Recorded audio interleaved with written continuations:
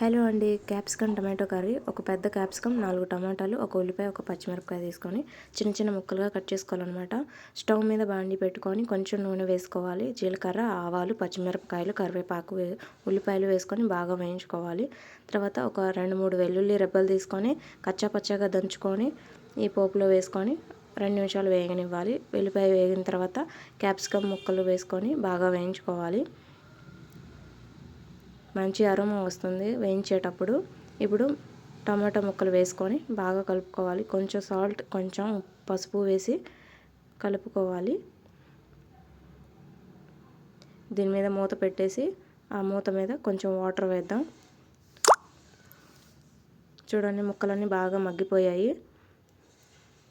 Plate పెట్టి దాని మీద వాటర్ వేయడం వల్ల ఈ కూరగాయ ముక్కల్లో ఉన్న తేమ అనేది ఆవిరి రూపంలో బయటికి వెళ్ళిపోకుండా అలాగే ఉంటుంది. మనం వాటర్ వేయాల్సే పని లేకుండా నీరన్నీ దాంట్లోనే ఊరుతుందనమాట. దీనిలో ఇప్పుడు కొంచెం ధనియాల పొడి, కొంచెం కారం వేసుకొని కలుపుకోవాలి.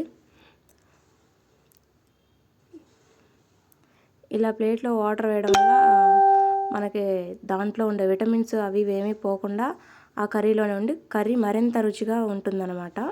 దానిలో ఫ్లేవర్స్ ఏవి పోవు. Thank you.